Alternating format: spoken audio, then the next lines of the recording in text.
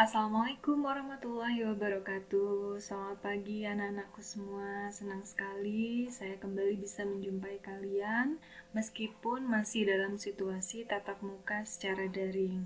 Oke anak-anakku, setelah kita menyelesaikan kontrak belajar minggu lalu, maka hari ini kita mulai mempelajari mengenai materi di kompetensi dasar yang pertama, yaitu konsep multimedia interaktif.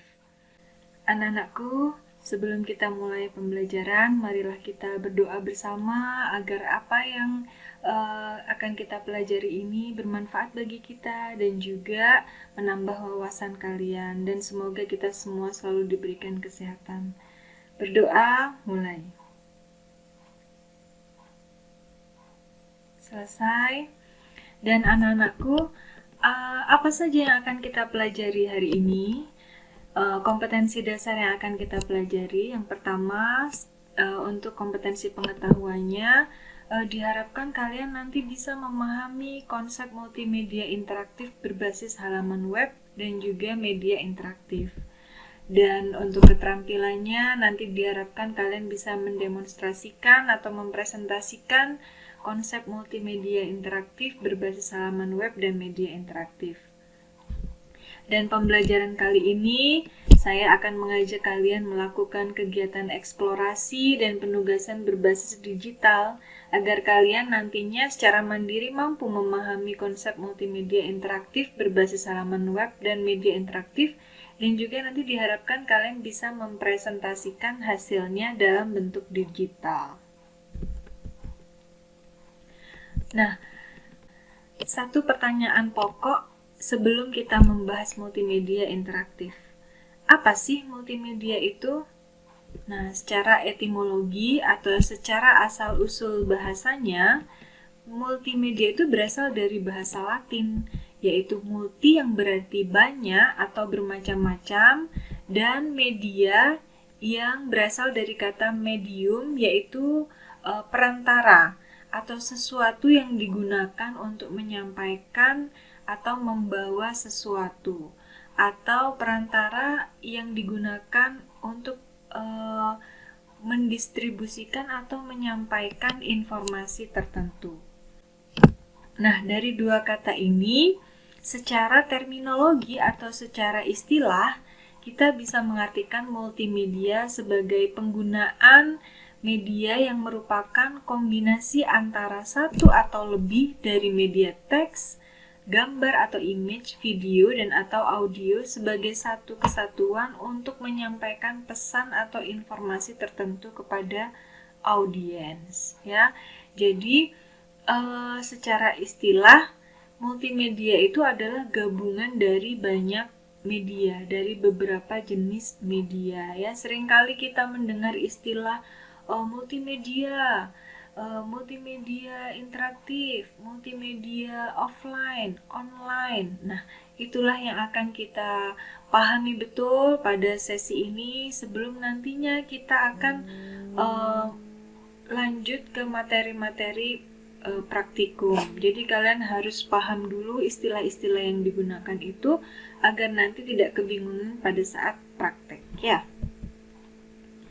Nah, definisi multimedia itu selalu berkembang, ya, karena zaman dulu kita masih belum mengenal interaktivitas, ya. Jadi multimedia sifatnya masih linier atau satu arah, sehingga definisinya selalu berkembang, ya.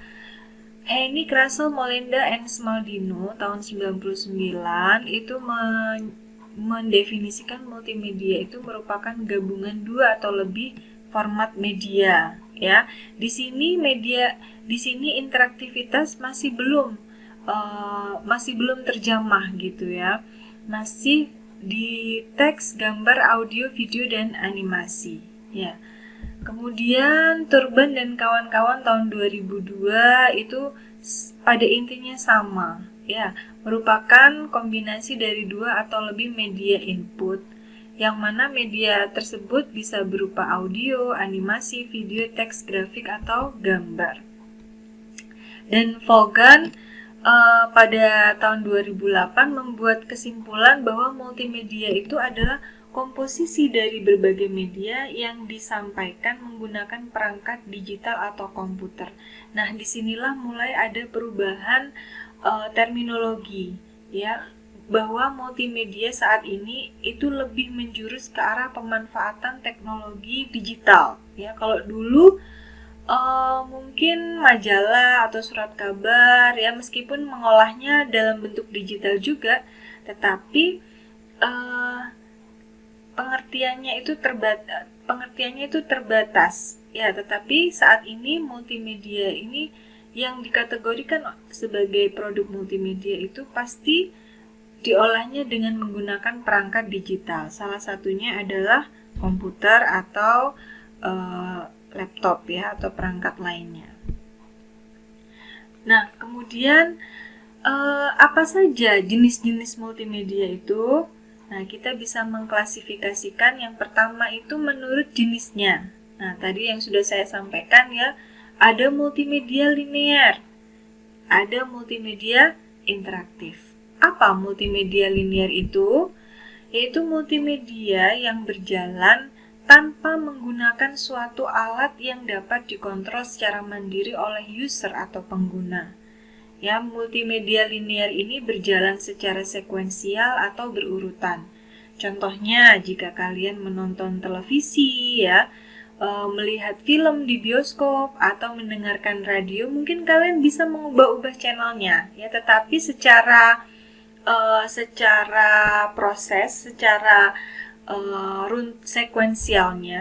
sekuensialnya, sajian di dalam masing-masing channel yang ada di dalam televisi itu sebenarnya sudah disajikan secara runtut, ya. Jadi pengguna tidak bisa mengatur, misalnya jam sekian saya mau nonton berita, harus berita, walaupun misalnya tayangan yang ada di stasiun televisi tertentu itu misalnya sedang tayang sinetron atau drama misalnya, ya. Kita tidak bisa memaksakan bahwa siaran tertentu harus tayang pada jam tertentu kalau televisi. Nah, itu maksudnya. Meskipun kita bisa mengubah-ubah dengan remote control yang kita punya, ya, tetapi maksudnya bukan itu.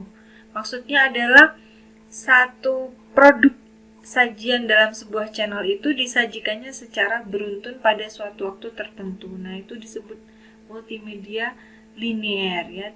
Pengguna tidak dapat mengontrol. Nah, seperti itu, ya. Seperti kalau kita mendengarkan radio, ya, kita bisa mengubah channel stasiun radionya, tetapi kita tidak bisa mengontrol siaran ini pada jam sekian, itu kita nggak bisa mengontrolnya. Nah, itu yang dimaksud dengan multimedia linear. Nah, kemudian yang kedua yaitu kategori multimedia interaktif, yaitu bentuk komunikasi di mana output dari media berasal dari masukan atau input dari pengguna atau user. Nah, multimedia jenis ini tentu saja menggunakan tools yang dapat digunakan untuk mengontrol dan dapat digunakan user untuk memilih sajian informasi tampilan yang akan diakses. Jadi misalnya, kita bisa memasukkan perintah melalui keyboard, ya, atau bisa touchscreen, ya. Kita bisa memilih kita mau ngapain, atau kita bisa memilih link mana yang ingin kita tuju. Kita bisa mengontrol video yang tampil. Kita bisa pause, bisa play, ya. Kemudian bebas memilih waktu kapan kita bisa mengaksesnya. Nah, itulah yang dinamakan multimedia interaktif. Ya, contohnya dalam hal ini adalah game, ya, website, ya, kemudian aplikasi, berbagai aplikasi yang bisa kita akses lewat Android itu biasanya dikategorikan dalam multimedia interaktif karena kita bisa bebas mengakses informasi apa yang kita inginkan, ya. Kemudian, nah, di dalam multimedia interaktif itu sendiri, ya, terdapat dua kategori, ya. Yang pertama adalah multimedia interaktif yang sifatnya hierarki. Nah, user memiliki pilihan terhadap topik yang menjadi subtopik, ya, seperti halnya saat kita mengakses tutorial pembelajaran, ya.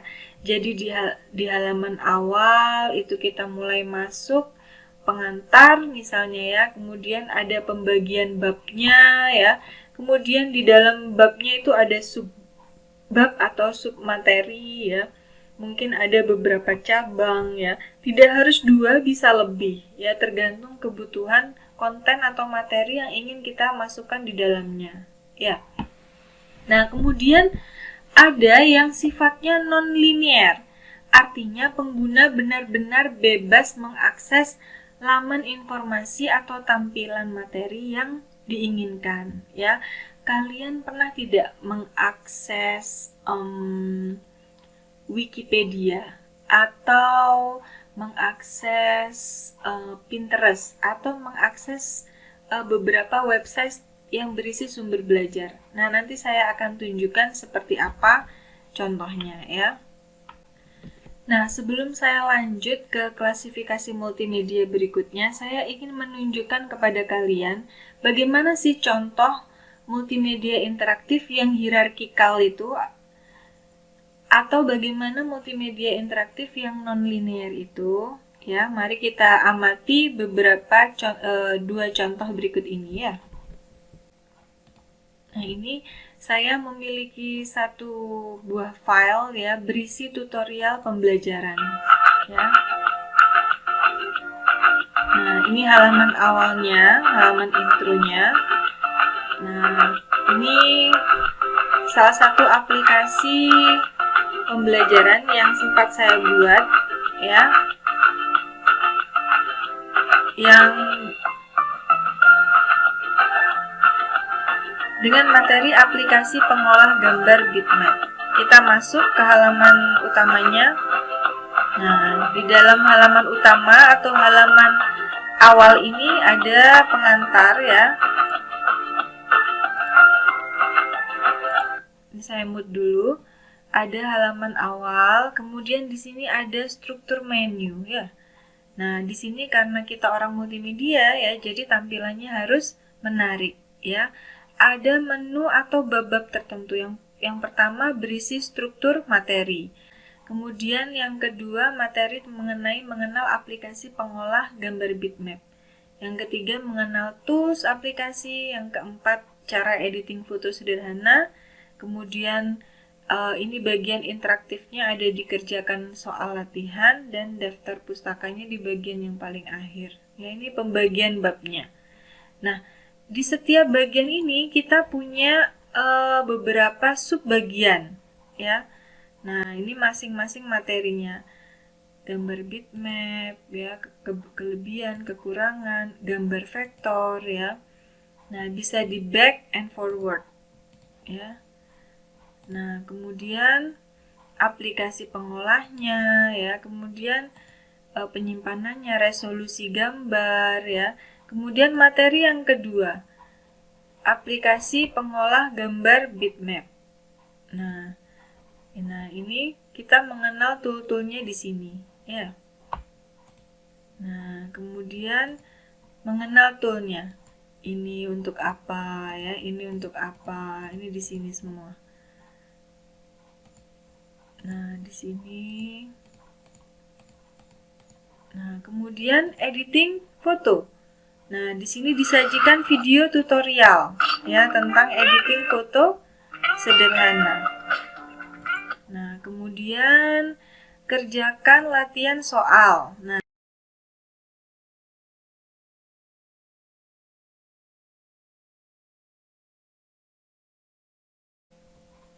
Nah, nilainya 8. Nah, di sini setelah ada input dari kita, maka ada hasilnya atau ada outputnya berupa nilai. Nah, disinilah programming dibutuhkan atau coding dibutuhkan ya, meskipun sifatnya masih sangat sederhana. Kemudian di bab terakhir ada daftar pustaka. Nanti kalau ini beberapa tombol. Nah, kalau ingin keluar kita tinggal. Nah, ini salah satu contoh pembelajaran multimedia. Nah, selanjutnya saya akan mengajak kalian untuk mengakses salah satu aplikasi berbasis web yaitu brainpop.com. Nah, ini saya sudah login, saya sudah register, kemudian login dulu. Nah, kemudian sebelumnya di dashboard saya memilih mata pelajaran Science ya. Nah, di sini banyak sekali materi-materi yang berkaitan dengan Science. Kita coba aja satu ya. Dari satu pilihan tadi, kita diarahkan untuk memilih banyak sekali subkonten ya, yang satu dan lainnya pastinya akan saling berhubungan ya. Nah, di sini ada sajian animasinya, kemudian ada kuisnya ya.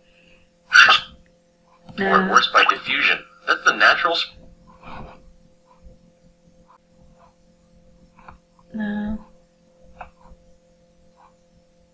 assign misalnya, ini kita nanti akan diarahkan untuk mengerjakan kuis ya, tetapi kita tidak akan mengerjakan ini ya. Saya hanya ingin menampilkan bahwa untuk yang aplikasi non-linear itu lebih kompleks ya, lebih kompleks. Kita bisa memilih, bisa menginput jawaban, kemudian bisa make a map ya, kemudian bisa make a movie juga ya. Jadi platformnya itu menyediakan berbagai kemungkinan untuk kita melakukan aktivitas dan berinteraksi di situ. Kita masukkan perintah, kemudian perintahnya akan direspon oleh aplikasinya. Nah, agak text time ya, jadi saya ini ya. Kemudian bacaan-bacaan yang diperlukan apa, kemudian vocabulary-nya apa yang terbaru. Nah, ini salah satu contoh yang sifatnya non-linear. Jadi lebih kompleks dan strukturnya seperti tadi. Strukturnya ini tidak beraturan ya. Jadi kita bebas mengakses mana, mau balik kemana ya. Beda dengan yang tadi, yang pertama tadi ya, sudah sangat runtut materinya ya. Kemudian urutan-urutannya bahkan saling menyambung dari satu bab ke bab yang selanjutnya. Itu bedanya yang hierarki dan non-linear ya. Nah, kemudian ada satu contoh lagi ya yang non-linear. Nah, ini ada satu aplikasi juga ya, simulasi ya. Jadi simulasi itu aplikasi pembelajaran yang digunakan untuk mengajak pengguna itu merasakan pengalaman yang sesungguhnya dalam bentuk visual ya, meskipun tidak praktek yang sesungguhnya ya. Jadi misalnya untuk menghitung gaya dan gerak ya, ini ada beberapa pilihan. Nah, misalnya kita masuk ke sini. Nah, ini secara interaktif kita bisa memasukkan nilai-nilai tertentu ya, misalnya jumlah gayanya berapa ya, kemudian orangnya. Nah, ini bergantung pada apa yang kita inputkan. Kalau misalnya kita pilih yang orang yang lain misalnya ya, maka tentu saja hasilnya atau outputnya akan berbeda. Nah, ini ya, misalnya diukur kecepatannya. Mulai misalnya. Nah, ya, hasilnya bagaimana? Nah, tim biru yang menang. Nah, ini menghasilkan hasil ini salah satu bentuk simulasi ya, mengenai gerak, gaya dan gerak ya. Itu. Oke, anak-anak, sudah cukup jelas ya mengenai berbagai macam media multimedia interaktif ya. Kita kembali ke materi. Nah, kemudian klasifikasi multimedia menurut prosesnya ya. Yang pertama itu ada multimedia content production, yaitu pemanfaatan konten multimedia yang meliputi teks ya, kemudian audio, kemudian grafik atau gambar, kemudian video ya. kemudian animasi, dan juga interactivity yang digunakan dan dikomposisikan untuk menyampaikan suatu informasi atau menghasilkan produk multimedia ya. Jadi, multimedia content production ini adalah konten multimedia itu sendiri ya, ada teks, ada gambar, ada video, ada audio, animasi, dan interactivity. Itulah yang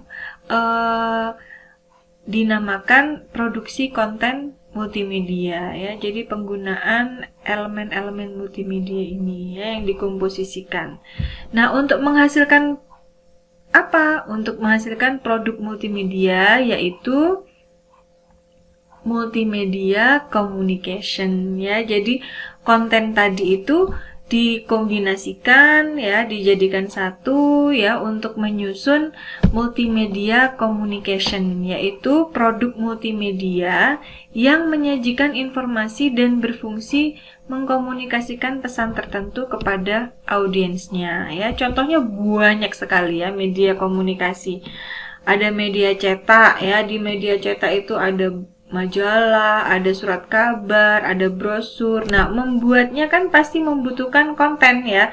Contohnya, kalau membuat majalah, maka yang dibutuhkan kontennya adalah teks dan juga gambar ya. Video ada tidak? Tidak ada ya. Kemudian radio, yang dibutuhkan adalah kontennya berupa audio ya. Jadi seperti itu ya. Kemudian siaran televisi, nah maka yang dibutuhkan kontennya ada video, ada audio, ada teksnya juga ya pasti ya. Nah kemudian musik, nah yang dibutuhkan tentu saja audio ya. Ada movie, film, nah yang dibutuhkan ada video, kadang ditambahkan animasi ya, tetapi tidak ada interaktivitas di situ ya. Nah hiburan entertainment, nah ini bisa jadi terdiri dari gabungan animasi, video, interactivity ya. Ini. Kemudian untuk tutorial dan simulasi. Nah, ini tadi sudah kita lihat apa saja yang masuk di dalamnya. Bisa tidak masuk video, bisa tidak masuk animasi, interactivity ya. Sebagaimana juga game ya. Ini kalau game ini lengkap semuanya, audio, video, teks, animasi, grafis ya, interactivity ya, semuanya masuk ya. Nah, itu klasifikasi multimedia menurut prosesnya tadi itu ya. Sedangkan multimedia menurut jaringannya ya. Jadi ada multimedia yang online ya, tapi ada juga multimedia yang offline ya.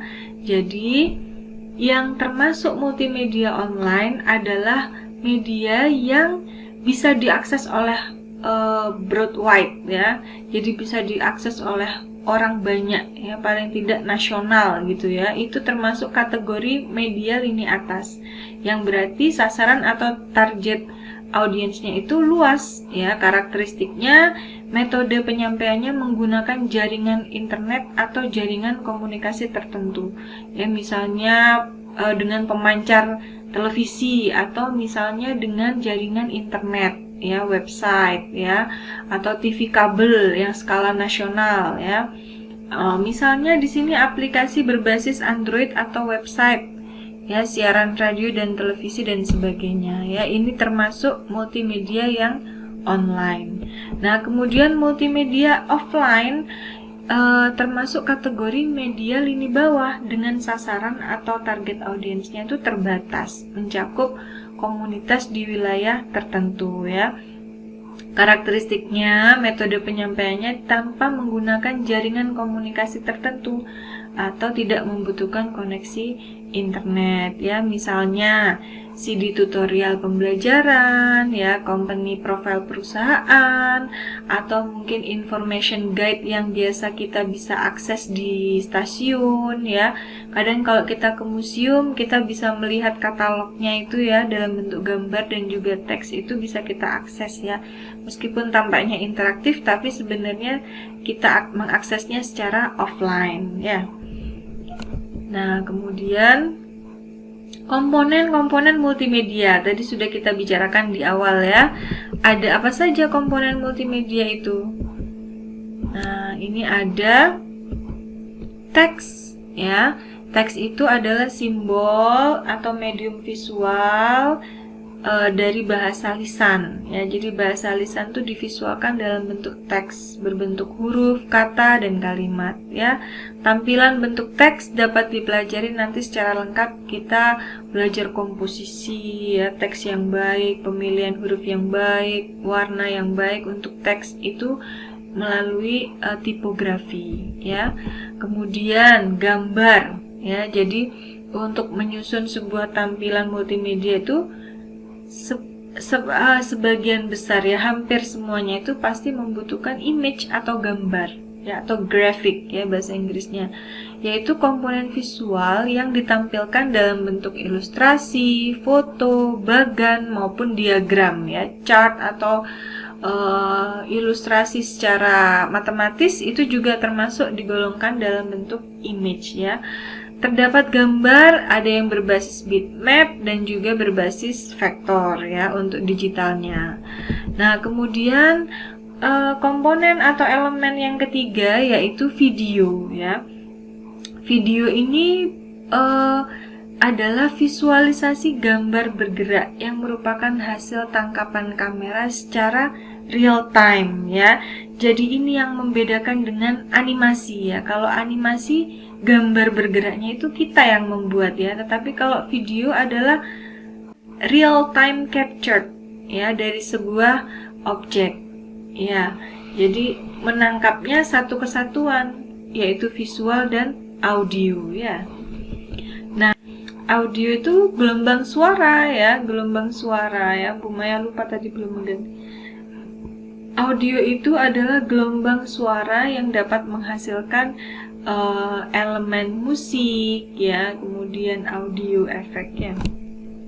Nah, kemudian untuk animasi, ya, animasi yaitu gambar bergerak yang tersusun dari urutan gambar diam yang diberi efek seolah-olah tampak bergerak, ya. Inilah tadi yang membedakan dengan video, ya. Kenapa berbeda dengan video?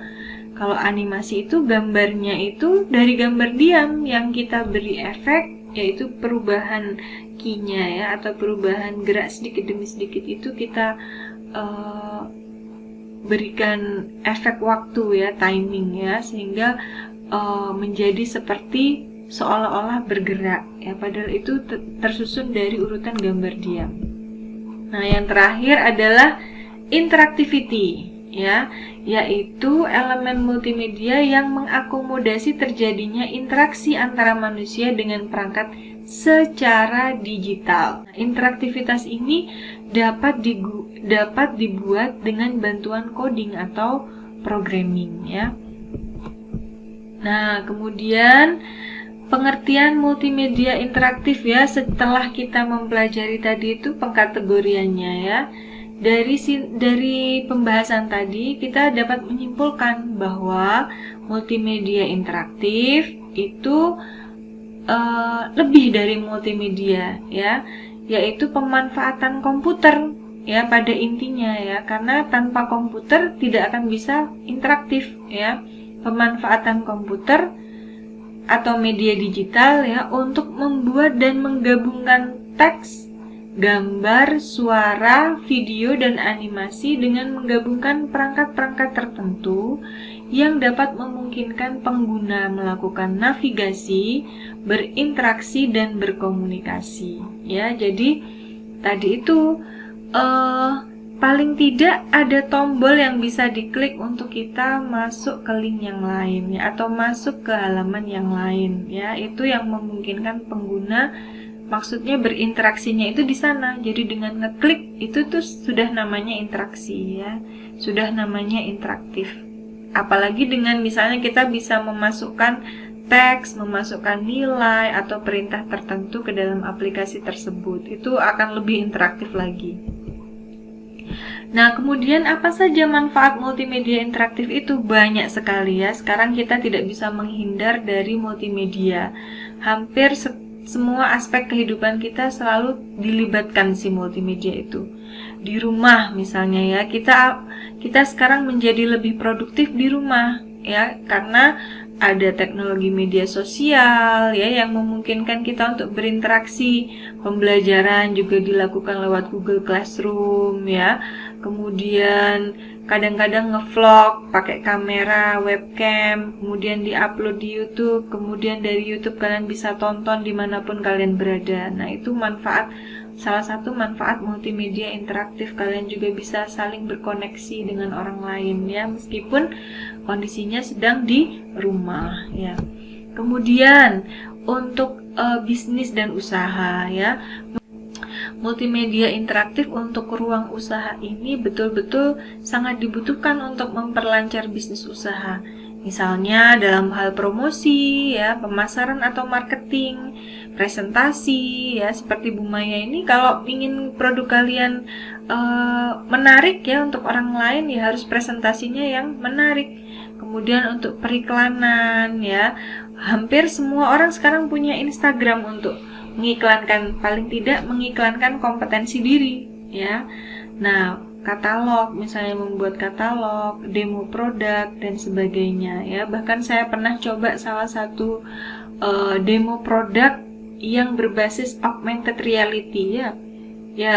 Yaitu keluaran IKEA ya, salah satu produk interior IKEA itu melengkapi perusahaannya supaya menarik konsumen itu dengan memanfaatkan teknologi augmented reality ya. Jadi kita bisa memotret kursi misalnya ya, produk kursi yang dihasilkan oleh IKEA itu dicocokkan dengan kondisi rumah kita. Nah, itu adalah suatu terobosan yang baru yang membuat orang tertarik untuk berbelanja di IKEA ya. Nah, kemudian khususnya di dunia pendidikan ini sangat banyak sekali manfaatnya ya, sebagaimana saya lakukan sekarang ini ya. Multimedia interaktif ini sangat bermanfaat untuk mengubah pembelajaran yang konservatif ya. Kalau dulu belajar hanya mendengarkan ibu guru menjelaskan atau membaca lewat buku ya, tetapi saat ini menjadi lebih interaktif dan menyenangkan. Ya, peserta didik akan lebih mudah memahami materi dan bisa bisa mengalami seolah-olah yang sesungguhnya ya, misalnya melalui teknologi augmented reality atau virtual reality untuk pembelajaran, simulasi maupun tutorial ya. Seperti ini gambaran kalau kita melakukan simulasi dengan AR atau VR ya. Nah, kemudian di ruang publik atau tempat umum ya, multimedia interaktif ini juga banyak digunakan sebagai media informasi ya, seperti tadi saya sampaikan di stasiun ya, di bandara, di museum, di tempat-tempat wisata, pusat perbelanjaan maupun fasilitas umum lainnya ya. Dan di dunia hiburan tentu saja pasti memberikan banyak bentuk hiburan ya, dalam bentuk film ya, kemudian musik, game maupun permainan interaktif berteknologi tinggi ya. Nah, sekarang selanjutnya kita akan membahas mengenai tools dan penggunaannya ya. Jadi kalau mau belajar multimedia interaktif harus tahu alat-alat yang dipakai itu apa saja ya. Ada perangkat keras atau hardware ya. Perangkat keras atau hardware ini yaitu perangkat komputer atau media digital yang kasat mata ya, yang kelihatan, yang tampak, yang ada wujudnya ya. Alat, kita menyebutnya itu alat atau tools. Yang pertama yaitu perangkat konektor. Perangkat konektor fungsinya adalah menghubungkan antar komponen dari perangkat keras ya. Jadi antara lain komputer, tablet maupun ponsel ya. Nah, contohnya ada USB ya. USB ini untuk menghubungkan untuk mentransfer data, misalnya dari flash disk kita transfer ke laptop atau Android misalnya ya, kita pakai port yang tertentu ya. Kemudian ada SCSI atau Small Computer System Interface ya, yaitu seperangkat standar untuk menghubungkan dan mentransfer data secara fisik antara komputer dan perangkat periferal, ya, pada umumnya digunakan untuk hard disk, ya.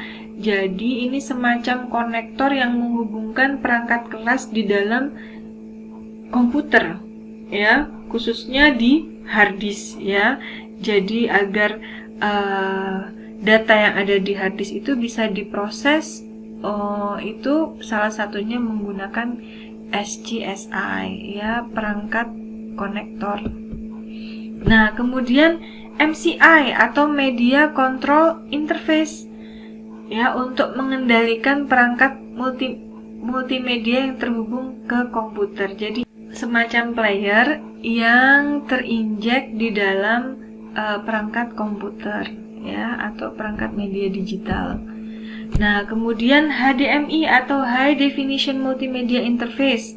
Ini merupakan sebuah port yang memiliki standar interface multimedia dan fungsinya sebagai penghubung pada peralatan audio atau video. Pasti sudah kenal, ya, biasanya kalau kita mau menampilkan visual dari proyektor ke laptop kita, ya, kita menggunakan konektor namanya HDMI, ya. HDMI ini yang kecil ini, ya, bukan yang ini. Kalau ini namanya VGA, ya.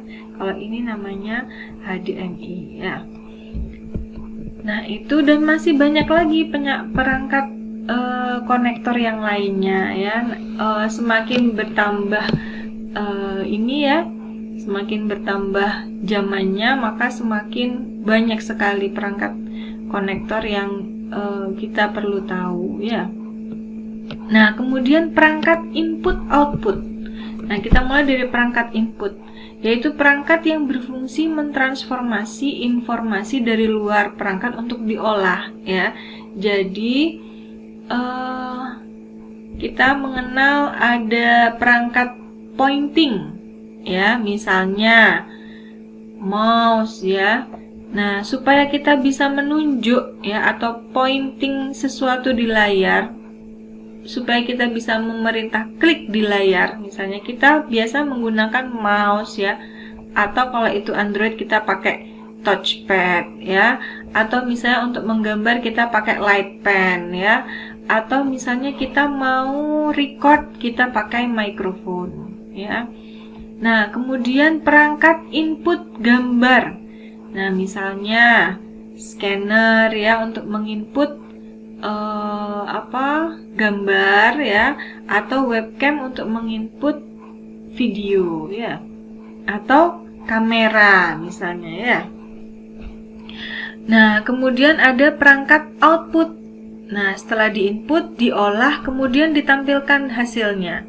Nah, ada beberapa perangkat output. Kalau untuk audio misalnya speaker, ya. Kalau untuk visual dalam bentuk monitor atau proyektor, dan dalam bentuk grafis misalnya kita membutuhkan printer, ya, untuk dicetak. Nah, itu perangkat keras berdasarkan input outputnya. Nah, perangkat komunikasi yang dimaksud di sini itu maksudnya adalah yang berfungsi untuk saling menghubungkan pengguna dalam satu jaringan, ya. Di sini ada beberapa contohnya, ya. Misalnya modem, ya, atau access point atau router, atau integrated services digital network atau ISDN terminal, ya. Ini yang berguna untuk menghubungkan komputer-komputer kalian dalam satu jaringan di lab itu biasanya, ya. Kalau ini yang berguna untuk menghubungkan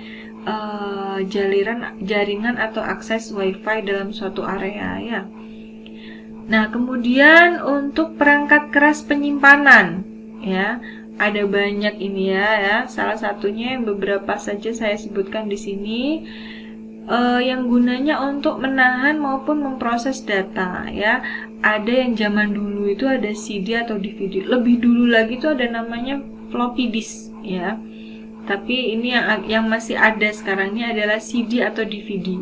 CD atau compact disk ini merupakan media penyimpanan berbentuk piringan dengan kapasitas penyimpanan data 700 MB. Nah, sedangkan yang lebih besarnya lagi yaitu dalam bentuk DVD ya.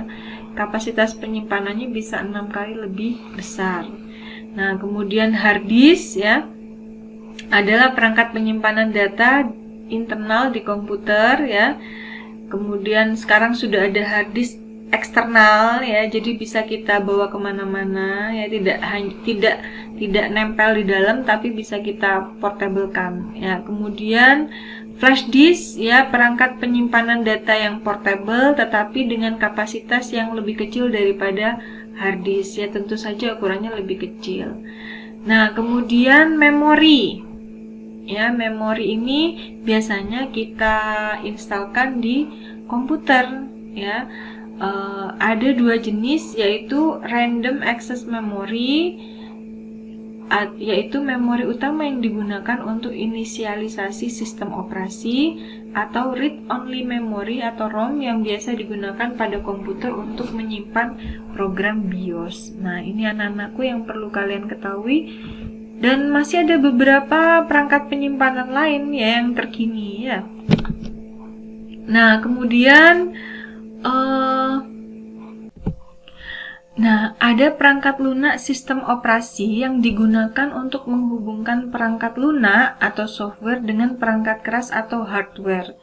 Ya, jadi agar data yang kita inginkan untuk diolah itu bisa tampil, bisa terselesaikan ya sesuai dengan keinginan, maka kita perlu mengintegrasikan antara hardware itu dengan program atau aplikasi yang kita butuhkan ya.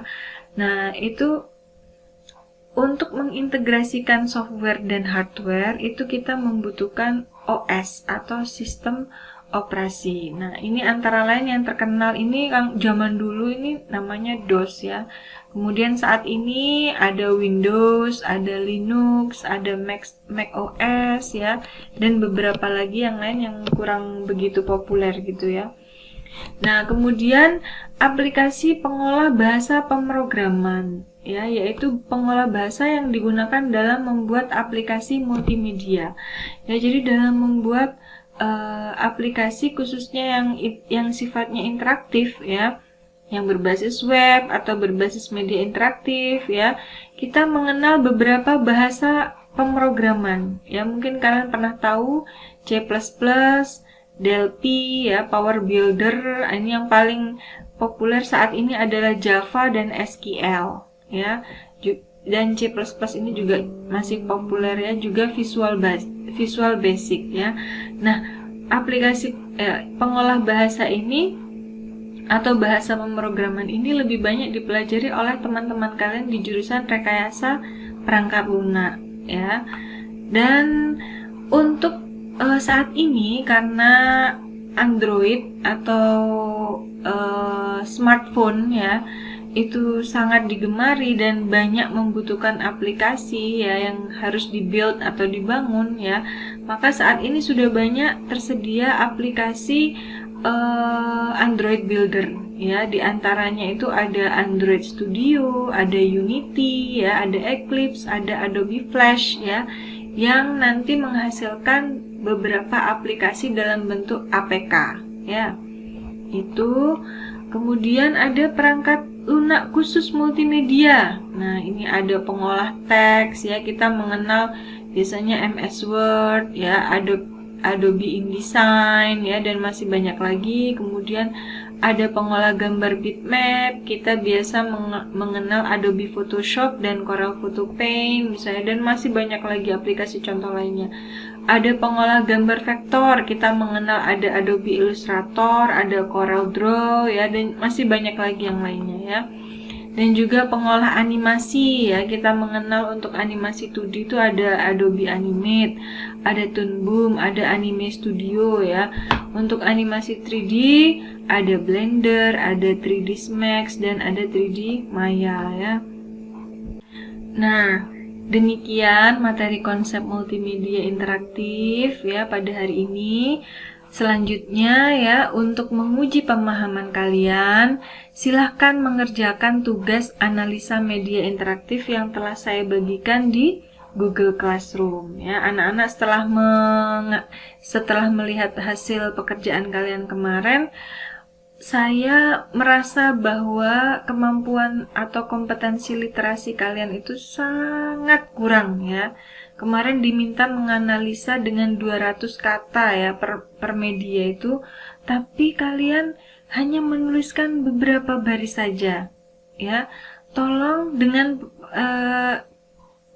saya menjelaskan tadi ya panjang lebar ya, kalian berusaha untuk memahami ya, berusaha untuk mempelajari ya, kemudian sampaikan, tuliskan dalam bentuk teks ya, apa yang sudah kalian pahami ya, sehingga kalian nanti kemampuan literasinya terasah kan, karena setelah saya mengoreksi hasil pekerjaan kalian itu sangat jauh dari yang saya harapkan ya, sehingga tolong kalian betul-betul belajar untuk menulis dan mengungkapkan, mengekspresikan apa yang kalian ketahui ya. Itu sangat penting anak-anak untuk kedepannya. Kompetensi komunikasi itu sangat penting ya untuk kedepannya kalian. Itu harapan saya, mudah-mudahan apa yang saya sampaikan ini bermanfaat, dan tolong dilihat di tab tugas, tugas-tugas dari saya. Terima kasih, sampai jumpa kembali di pertemuan selanjutnya. Assalamualaikum warahmatullahi wabarakatuh.